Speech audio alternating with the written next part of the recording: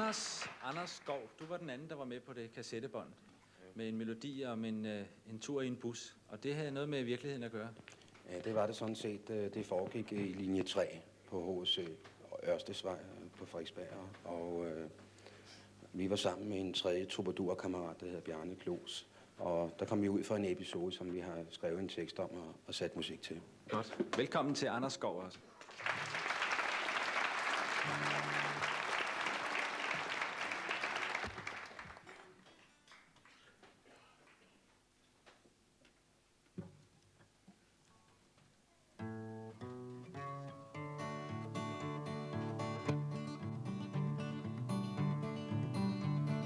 Bussemanden kører i sin gule linje 3.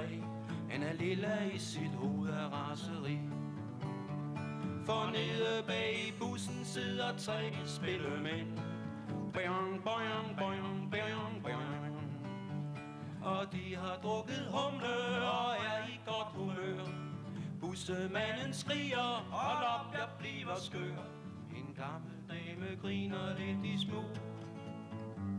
Bussemanden kommer, han tror med politi, hvis sangen ikke snart er forbi.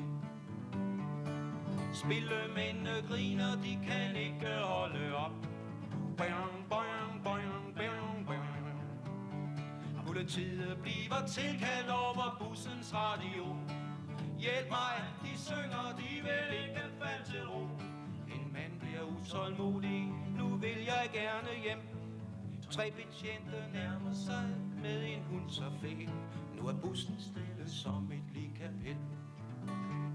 Betjenten spørger bussemanden, hvor er de blevet af? Bjørn, bjørn, bjørn, bjørn, bjørn. Nede bag i bussen, glemmer deres guitar.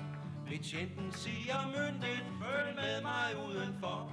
Og bussen kører videre uden musik.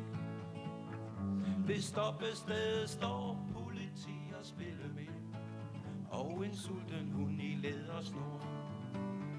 Betjentene spørger, hvad har I dog gjort? Vi sang bjørn, bjørn, bjørn, bjørn, bjørn.